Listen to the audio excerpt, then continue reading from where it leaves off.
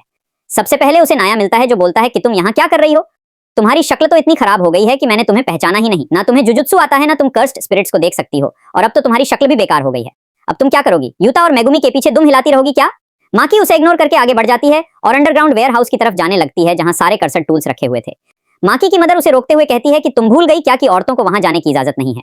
माकी कहती है कि उसके पास वेयर हाउस की चाबी है और क्लैन के मुखिया मेगुमी की परमिशन भी। माकी ने ही मेगुमी को बताया था कि नाओबितो की वसीयत के हिसाब से अब मेगुमी जेनिन घराने का हेड बन गया है। मेगुमी बोलता है कि उसे कोई हेड नहीं बनना और उसे कोई जायदाद भी नहीं चाहिए, पर माकी उसे समझाती है कि जुजुत्सु के 3 बड़े घरानों में से अगर वह जेनिन घराने का हेड बनता है तो उन्हें ऊपर की सारी खबर रहेगी। मेगुमी बोलता है कि मेरी जगह तुम हेड बन जाओ, तो माकी कहती है कि वह लोग उसे कभी अपना हेड नहीं मानेंगे। तुम्हारे पास क्लैन की टेक्निक है और तुम्हें डोमेन बनाना भी आता है, पर माकी अभी इस लायक नहीं है। खैर माकी की मदद उसे बहुत खरी खोटी सुनाती है, पर माकी उसकी नहीं सुनती और वेयर हाउस का दरवाजा खोल देती है और अंदर अपने फादर को देख वो शॉक हो जाती है। दूसरी तरफ जिंची नाओया से बात कर रहा था कि मेगुमी जेनिन घराने का हेड बनने के लिए बेटर चॉइस है, क्योंकि उसके संबंध गोजो क्लैन और केमो क्लैन दोनों से अच्छे हैं। पर ये लोग मेगुमी को सारी जायदाद बिल्कुल हड़पने नहीं दे सकते। ये मेगुमी को सीधा मार भी नहीं सकते, क्योंकि ऐसा करने पर गोजो क्लैन और केमो क्लैन इनके खिलाफ हो सकते हैं। लेकिन जुजूस हायर अप्स ने सबको नोटिस दिया है कि कोई भी गोजो को आजाद करने के बारे में सोचेगा भी नहीं। इसे क्राइम माना जाएगा। हम लोग इसी चीज का फायदा उठाएंगे। हम मेगुमी, माकी और माई को मार देंगे और सब लोगों से कह देंगे कि यह लोग गोजो को आजाद करने वाले थे। नाओया कहता है कि प्लान तो अच्छा है, लेकिन इसमें अंकल ओजी की दोनों बेटियां मारी जाएंगी। तो जिंची बताता है कि यह प्लान ओजी ने ही बनाया है। इधर वेयर हाउस में माकी को अपना फादर ओजी मिलता है, जिसने पहले ही सारे कर्स टूल्स यहाँ से गायब कर दिए थे और उसने माकी की बहन माई को भी चाकू मार दिया है। माकी अब ड्रैगन बोन नाम का कर्स टूल ले आगे बढ़ने लगती है, जो कि जूजो ने बनाया था। वह ड्रैगन बोन से ओजी की कटाना काट देती है, लेकिन ओजी अपनी कर्स्ड एनर्जी से माकी को स्लैश कर देता है। ओजी बोलता है कि तुम्हें पता है कि मुझे जेनिन घराने का हेड क्यों नहीं बनाया गया था? तुम दोनों लड़कियों की वजह से तुम दोनों किसी काम की नहीं हो और मेरे सिर पर लगा एक बदनुमा दाग हो। वरना जुजुत्सु के मामले में ओजी भी अपने भाई से कम नहीं था, लेकिन उसकी दो निकमी बेटियां थी। ओजी दोनों लड़कियों को एक चेंबर में ले जाकर पटक देता है और बताता है कि इस चेंबर में ग्रेड 2 और उससे नीचे के कर्सड स्पिरिट्स भरी हुई हैं, जो कि जल्द ही तुम्हें खा जाएंगे। फिर वह इन्हें अलविदा कहकर यहाँ से चला जाता है। माई रेंगते हुए माकी के पास आती है और देखती है कि उसके दिल की धड़कन अब भी चल रही थी। फिर वह माकी का मुंह खोलकर उसे अपनी सांसें देने लगती है। माकी की आंखें एक ड्रीम जैसी जगह में खुलती हैं, जैसे उसे किसी ने डूबने से बचा लिया हो। माई अपनी कर्सड एनर्जी से कुछ भी बना सकती है, पर उसके अंदर कर्स्ड एनर्जी इतनी कम है कि वह दिन भर में बस एक बुलेट ही बना पाती है। माई माकी से कहती है कि वह उसे कुछ बना के देगी, लेकिन इसमें उसकी जान चली जाएगी। माकी को कुछ समझ नहीं आता और वह माई को रुकने बोलती है। माई अब बताती है कि उन दोनों का जुड़वा होना ही माकी की कमजोरी का कारण है। माकी के पास हेवनली रेस्ट्रिक्शन तो है, लेकिन फिर भी वह कभी तोजी जितनी पावरफुल नहीं बन सकती, क्योंकि जुत्सु की दुनिया में जुड़वा लोगों को एक इंसान ही माना जाता है। क्योंकि माई के पास कर्सलेंट टेक्निक है, इसीलिए माकी को हेवनली रेस्ट्रिक्शन का पूरा फायदा नहीं मिल रहा है। लेकिन अगर माई मर गई तो अपने साथ वह अपनी कर्स टेक्निक भी ले जाएगी, जिससे माकी को हेवनली रेस्ट्रिक्शन का पूरा फायदा मिलेगा। माई माकी को कुछ देते हुए बोलती है कि एक वादा करो, सब कुछ तबाह कर देना। माकी होश में आती है और देखती है कि माई अब इस दुनिया से जा चुकी है और माकी के लिए वह एक सोल कटाना छोड़ गई थी, जिससे माकी सीधा किसी इंसान की सोल पर अटैक कर सकती है। माकी अपनी बहन की डेथ पर रोने लगती है और उन्हें कर्स्ड स्पिरिट्स ने घेर लिया था। इधर ओजी को महसूस होता है कि किसी ने अचानक ही सारी कर्स्ड स्पिरिट्स को खत्म कर दिया है। उसे वैसा ही डर लगने लगता है जैसा उसे कभी तोजी से लगता था। वह अपनी कर्स्ड टेक्निक को एक्टिवेट करता है और लड़ने को तैयार हो जाता है, लेकिन माँ की बिजली की तेजी से उसे खत्म कर देती है, उसी तलवार से जो माई उसके लिए छोड़ के गई है। जेनिन क्लैन में खतरे की घंटी बजने लगती है। रांता, जिंची और नाया को आकबताता है कि माँ की पागल हो गई है और उसने ओजी को मार दिया है। माकी से निपटने के लिए कुकुरु यूनिट को भेजा जाता है, जिसमें ऐसे लड़के हैं जिनके पास कोई कर्स्ट टेक्निक नहीं होती, पर ये मार्शल आर्ट्स में माहिर होते हैं। इनके कैप्टन को लग रहा था कि माकी ने ओजी को नींद में मार दिया होगा। यह लोग माकी को चारों तरफ से घेर लेते हैं और माकी के पास ड्रैगन बोन और सोल कटाना दोनों थी। माकी सोचती है कि अगर वह अपना घर नहीं छोड़ती और माई के साथ ही रह जाती तो शायद उनकी जिंदगी अच्छी होती। वह अपनी बहन से माफी मांगती है, पर वह उसकी आखिरी इच्छा जरूर पूरी करेगी और सब कुछ तबाह कर देगी। माकी अब कुकुर यूनिट को गाजर मूली की तरह काट देती है। तभी चोजुरो अपनी कट टेक्निक का इस्तेमाल करता है और दो बड़े पत्थर के हाथों से माकी को कुचलने की कोशिश करता है। यह हे यूनिट का मेंबर है, जिसमें जेनिन क्लैन के सबसे पावरफुल सोर्स एरर होते हैं, पर इस अटैक से माकी को कुछ भी नहीं हुआ था। वो कैप्टन के गले में हाथ घुसाकर और चोजुरों का दिल बाहर निकाल के उन्हें भी खत्म कर देती है। अब रांता अपनी टेक्निक का इस्तेमाल करके माकी को एक जगह पर जमा देता है और जिंची से कहता है कि जल्दी उसे खत्म कर दो, लेकिन फिर भी माकी हिलने लगती है, जिससे रांता की हालत खराब हो जाती है और वह बोलता है कि माकी तो अब बिल्कुल तोजी जितनी पावरफुल हो गई है। तोजी चाहता तो जेनिन क्लैन का सफाया कर सकता था, लेकिन अगर उन्होंने माकी को नहीं रोका तो यह जरूर उनका खात्मा कर देगी। जिंची अब अपना अटैक करता है और आसमान से ढेर सारे पंचेस माकी के ऊपर गिराता है, जिससे यहाँ बड़ा धमाका होता है। रांता को लगता है कि वह लोग जीत गए, पर घायल होने की वजह से वह जिंदा नहीं बचता। पर हम देखते हैं